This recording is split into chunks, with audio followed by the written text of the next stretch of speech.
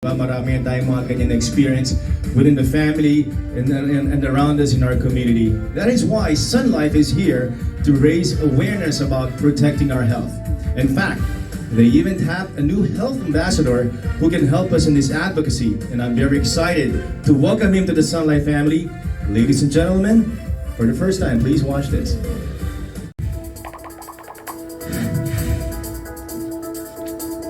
This is the bigger reason why I'm excited with my Sun Life partnership.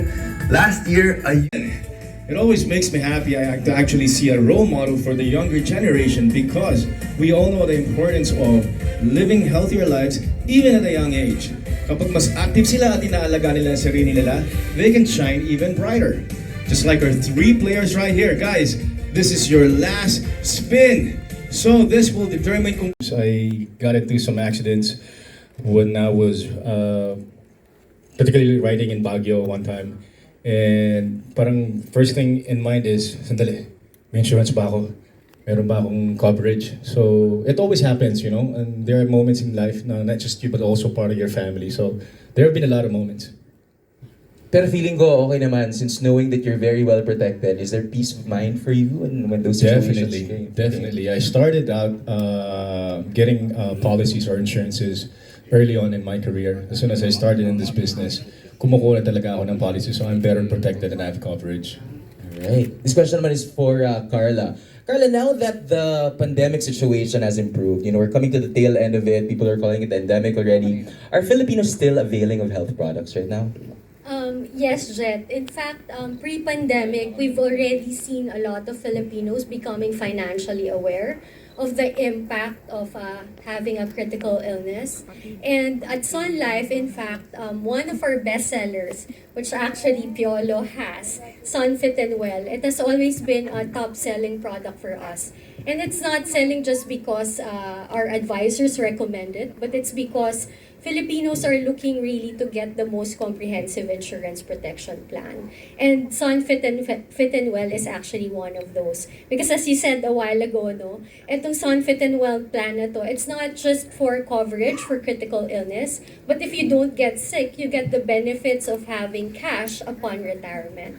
So I would say, Jet, yes. Filipinos are becoming financially aware. Apart from that, they're taking active action to be prepared in the future. That's true. We have a suite of health protection products that one can avail of. Siguro to answer your first question, how early should you start?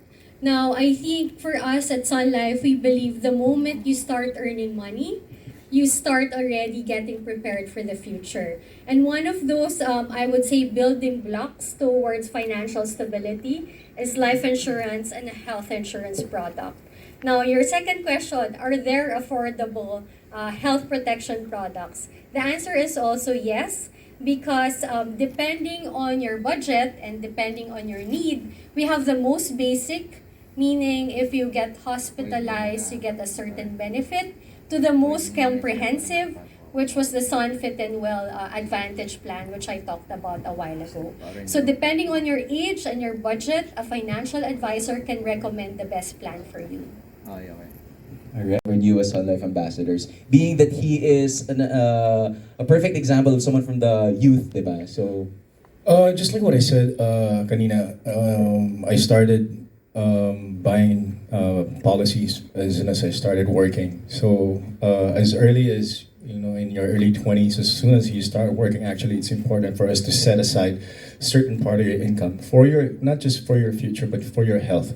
So I'm really excited as to what we're gonna do with Donny, especially with our on-ground events, starting off with the Cycle PH.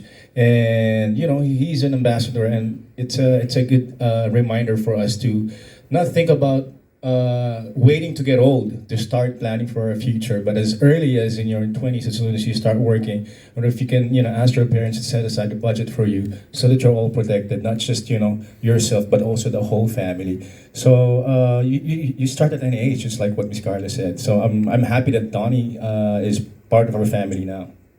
alright. Game show platform of some sort?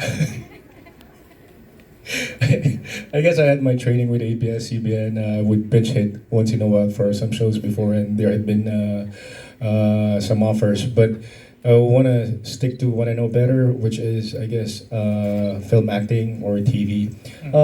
Should there come a time na, there's a good offer or good material, siguro why not? I enjoy doing it. I guess it's just wearing a different hat, but it's a good practice. It's a good exercise for me as well. And you're back to production as well. Yes. How's that going for you? We just posted our recent film, Walang Kapares. It's gonna premiere on Prime Amazon on March 23, if I'm not mistaken. And we have a couple of films on our slate, so it's been busy. Tomorrow we have another meeting to plan for the next quarter, because we already have some films lined up, and I'm also doing another film which I will be resuming the shoot by next week. So dire-diretso, aside from acting, I'm also producing in some of my films, and also the films that Spring Films and Cornerstone are producing. That's awesome. And going back to, of course, Sun Life, have you already had like a critical sort of illness, and how has your insurance helped you? I'm thankful to the Lord. Wala pa naman. At 46, I'm still active. I'm happy with the Sun Fit and Well insurance, and I get myself covered every year. I will always get a new policy, and yeah, being with Sun Life almost half my life, I think I'm pretty covered.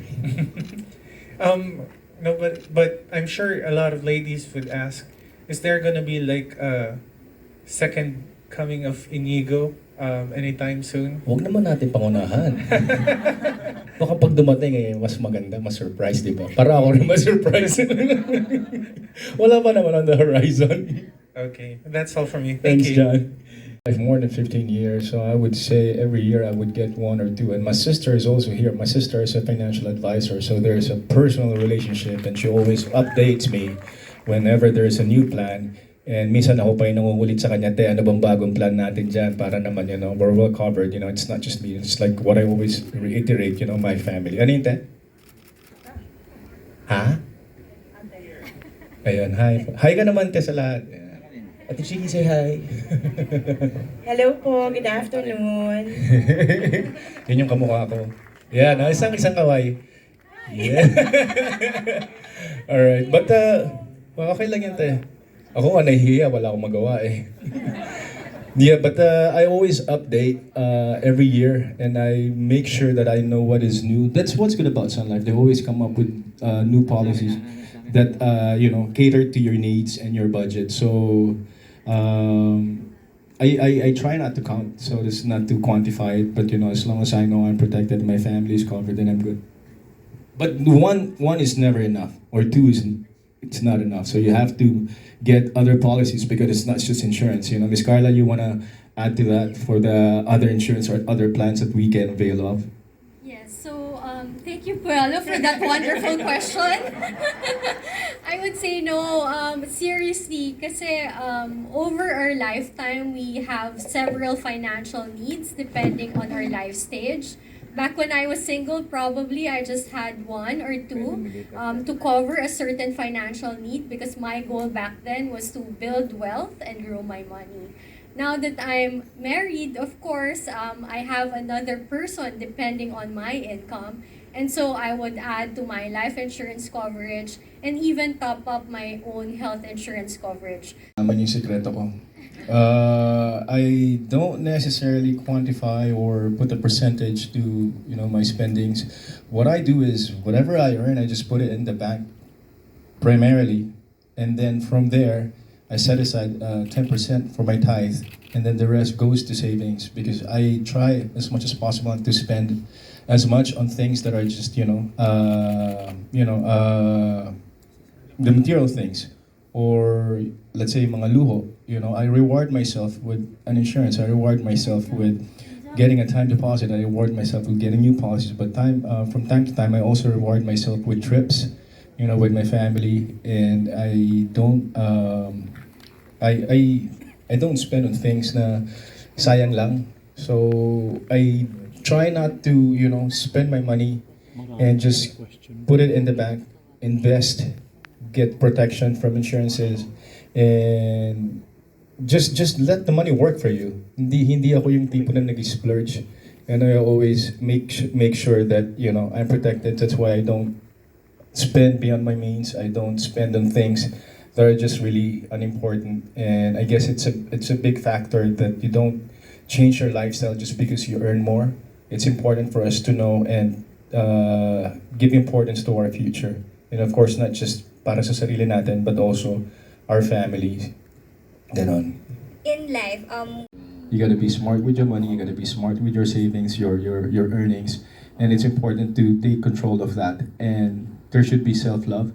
You know, you should learn how to value your health, yourself, and your life and your mind, and knowing that, you know, these are all just temporal things. And what's important is your present and your future, and not to, you know, the most practical things, not to spend it on things that will just pass, and also take care of yourself by, you know, just like what we've been talking about, living healthy, eating right, and having a balanced life. Kasi, you know, I was just talking to Sir Don about it. For us to be able to enjoy our health better, or for us to be able to enjoy our wealth, we should have better health. Di ba? Mahirap naman may wealth ka nga tapos hindi ka naman healthy. So it comes in hand. It comes hand in hand. Yeah,